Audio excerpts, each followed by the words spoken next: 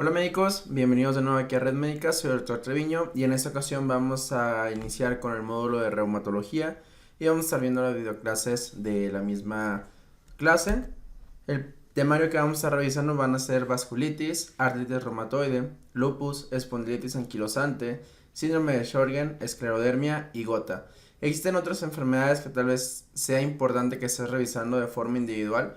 Yo te recomendaría que le dieras un repaso a amiloidosis, darle un repaso a polimiositis, dermatomiositis, porque son enfermedades que si bien no son preguntables realmente, podría haber alguna preguntilla por ahí que es mejor que al menos tengas la idea general de lo que te van a estar preguntando. Otro punto también importante que te recomiendo es que hagas una tabla o hagas un resumen con todos los anticuerpos que existen aquí en reumatología y qué enfermedades se ven o en qué enfermedades vas a encontrar los títulos positivos o los títulos elevados. Otra parte importante que vamos a estar viendo más que nada en obstetricia va a ser SAF, porque es el contexto en el que te lo van a preguntar, pero también si tienes tiempo, el día que te toca ver la videoclase completa, dale un repaso también al síndrome de antifosfolípido. Vamos a empezar con el primer tema, que son vasculitis. En las vasculitis lo primero es que hay que recordar esta clasificación de Chapel-Hill, que es de acuerdo al vaso que está afectado. Y esta clasificación las va a dividir en vasos pequeños, vasos medianos y vasos grandes. ¿Por qué es la importancia de esto? Porque te va a hablar o te va a reflejar más o menos cuál es la clínica que van a tener los pacientes y cuáles son los estudios que tú le puedes hacer para tratar de identificarlos. Entonces, los de vasos pequeños vamos a tener al síndrome de Churg-Strauss, la cual es una inflamación granulomatosa que va a ser rica en eosinófilos y obviamente va a involucrar el aspecto o el aparato respiratorio. Es una vasculitis necrotizante de vasos pequeños, de pequeño mediano calibre, y recuerda este dato clave que es importantísimo que nunca se te olvide. Se asocia a la presencia de asma.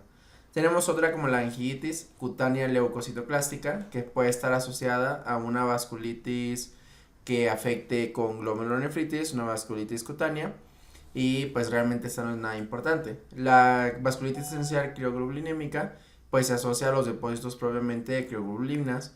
La púrpura de Henoch-Schönlein, esta es secundaria a un depósito de inmunoglobulina A que afecta a los capilares, vénulas u arteriolas y típicamente involucra a piel, intestino, glomérulo y está asociado con artralgias o artritis. Tenemos la poliangiitis microscópica, la cual va a ser una vasculitis necrotizante con pocos o nulos depósitos inmunes que va a afectar a capilares, vénulas, arteriolas, puede involucrar arterias de calibre mediano o pequeño y la glomerulonefritis necrotizante es muy común en esos pacientes. También puede ocurrir capilaritis pulmonar. Y la otra enfermedad que siempre tienes que acordarte es granulomatosis de Wegener, hablando de la de los vasos pequeños. Esta va a ser una inflamación granulomatosa que involucra el aparato respiratorio y vasculitis necrotizante que afecta capilares, vénulas, arteriolas y arterias. La glomerulonefritis necrotizante también va a ser común. En Wegener recuerda que te van a describir un caso clínico de un paciente que tiene alguna alteración a nivel de la vía aérea superior, como puede ser que tenga desviación septal sin traumatismo, que tenga la presencia de obstrucción de una vía nasal, etcétera, ¿no? Y es más o menos como te describen los casos clínicos. También te pueden hablar de que el paciente tiene epistaxis de repetición y nunca se ha identificado la causa. Esa es otra manera en la cual te pueden presentar un Wegener. La de los vasos medianos vamos a tener enfermedad de Kawasaki, que es aquella que se presenta en los niños y que cumple varios criterios y todo eso show, que va a ser una arteritis que involucra arterias coronarias, pero la aorta y las venas pueden estar involucradas. Se asocia con un síndrome de ganglios linfáticos. Y la poliarteritis nodosa. Esta es una inflamación necrotizante de arterias medianas o pequeñas sin glomerulonefritis o vasculitis en arteriolas capilares o vénulas. Y ya después vamos a tener la de vasos grandes. Esta va a ser, o van a ser ver dos tipos, que también es muy importante que los recuerdes.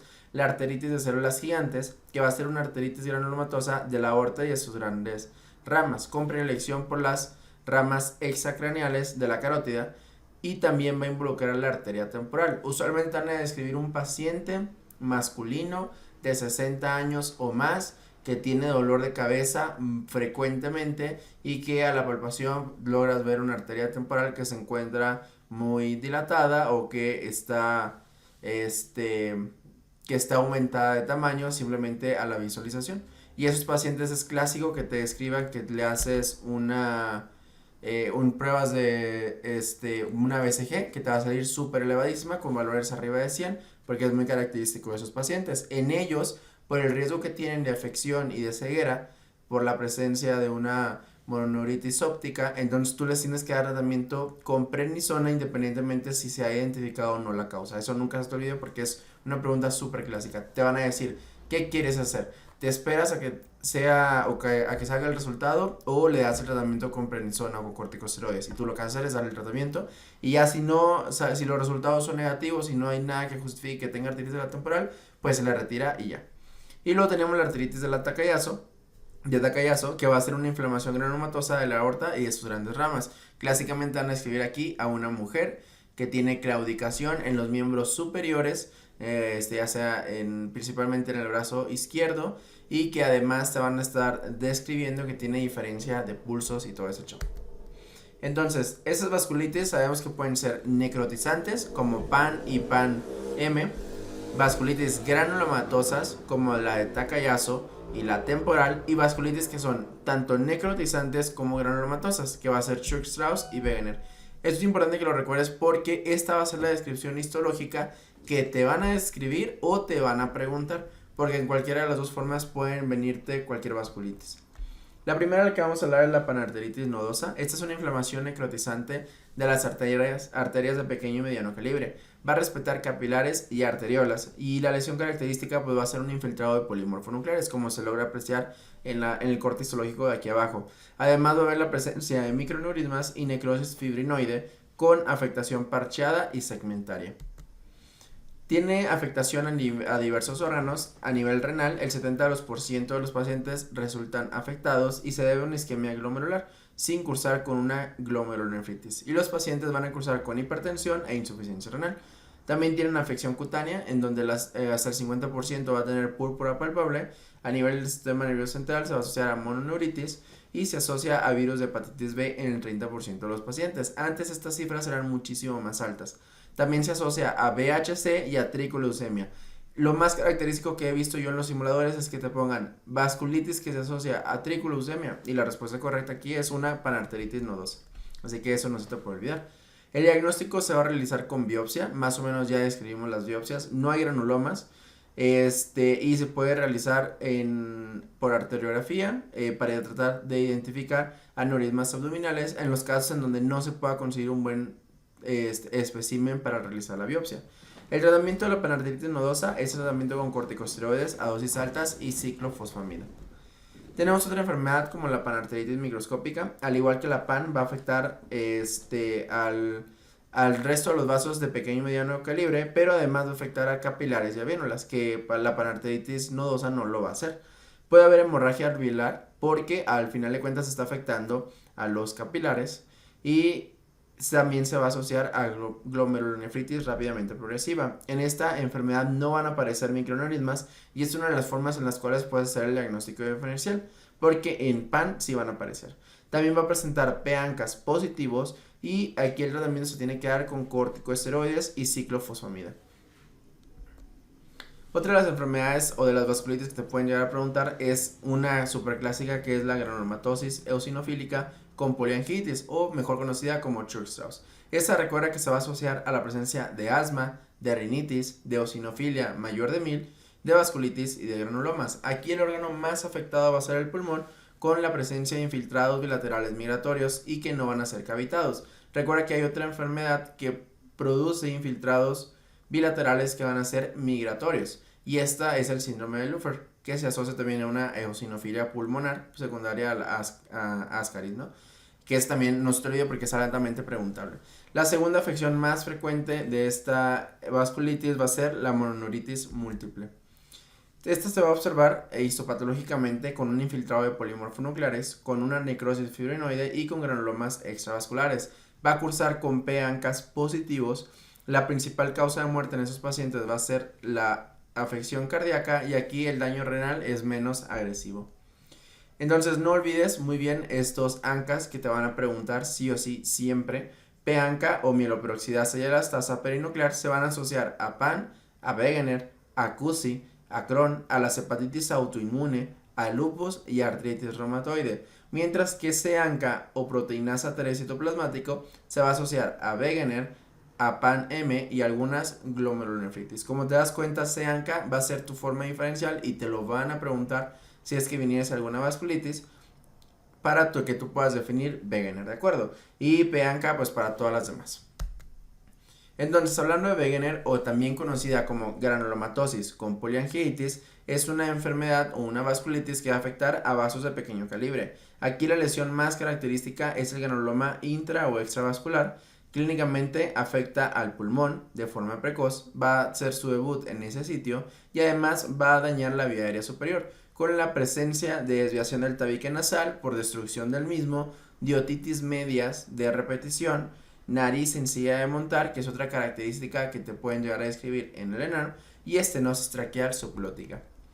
Algunas de las presentaciones clínicas que pueden llegar a tener esos pacientes, no olvidar que una clásica es la epistaxis, y además de que todas las infecciones del tracto respiratorio superior se presentan hasta el 73% de forma inicial, a diferencia de otras manifestaciones clínicas. Entonces, tu caso clínico sí o sí te lo van a describir con una alteración del tracto respiratorio superior.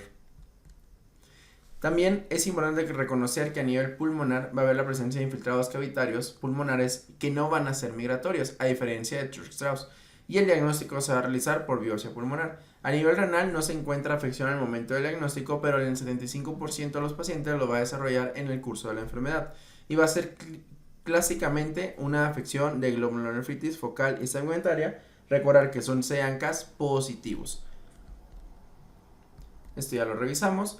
Hay algunas recomendaciones de tratamiento que se les puede dar a los pacientes de acuerdo a cómo lo estemos catalogando. Si lo catalogamos con una sistémica temprana, la generalizada, la grave y la grave nada más. Recordar que la presencia de grave es aquella que ya tiene afección renal en los pacientes, que es otra pregunta que te pueden llegar a venir por ahí. Esas son algunas de las dosis que recomienda la guía de práctica clínica en su GPC.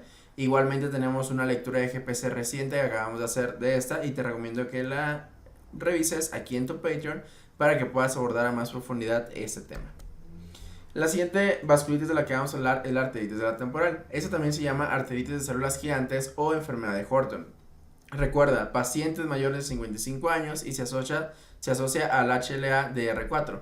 Afecta vasos de mediano y de pequeño calibre y de gran calibre, y es especial en la temporal. Recordar que en el momento en que se realiza una biopsia sobre la arteria, hasta el 50% de los pacientes van a presentar un daño, pero eso quiere decir que hasta el 50% de los pacientes no van a tener alguna alteración en esa biopsia y es por eso que el tratamiento es independiente, a menos que, si tú tienes una sospecha clínica, se lo tienes que brindar.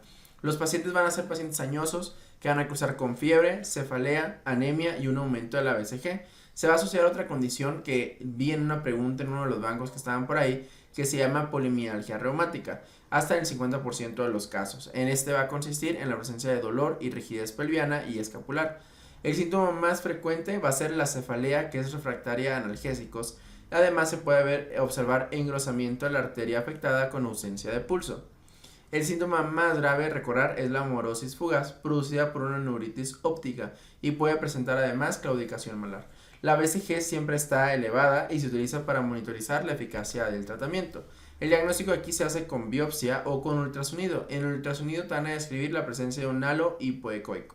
El tratamiento, los corticoides se van a iniciar cuando se tiene una clínica sugestiva antes del resultado de la biopsia para prevenir la ceguera.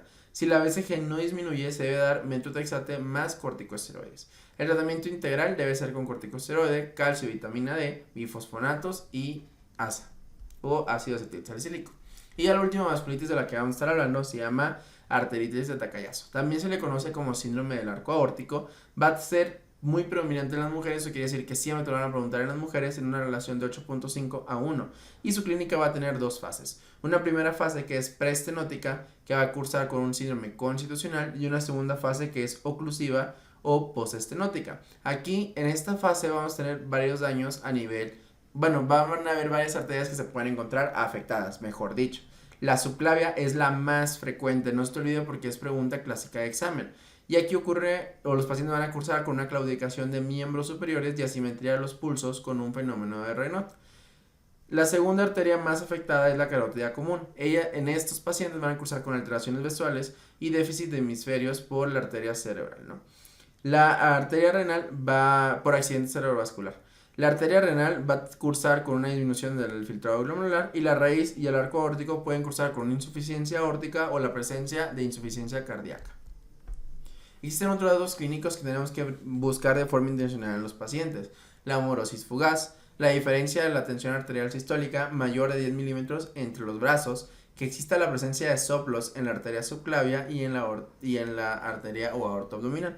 Es importante también saber que el diagnóstico se va a realizar por arteriografía, a diferencia del resto de las vasculitis, que el diagnóstico se realiza por medio de biopsia. Y es importante sospechar esta etiología en los pacientes jóvenes, mujeres y que presenten un accidente cerebrovascular.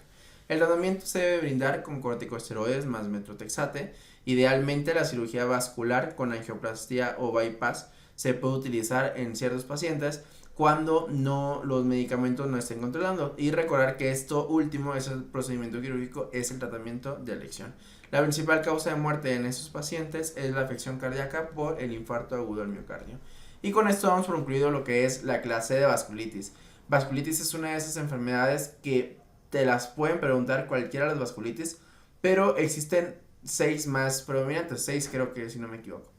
La de Church-Strauss, la de Wegener, la poliarteritis nodosa, también la enfermedad de Kawasaki, que esa va más para pediatría, y la arteritis Takayasu y la arteritis de la temporal. Esas mínimo te las tienes que saber. ¿Por qué? Porque son las que siempre te van a preguntar y las que pues no son tan difíciles de recordar, porque al final de cuentas lo que hemos visto aquí son los datos claves que te pueden llegar a preguntar. Y bueno, con esto damos por concluido esta clase. Espero que te haya gustado, te haya servido, y si estás viendo este video como parte de la clase del día, pues vas a tener 5 minutos de descanso, y si no, aprovecha y sigue viendo otros videos o sigue repasando estos temas. Soy Edgar Treviño y nos vemos en el siguiente video. Chao, chao.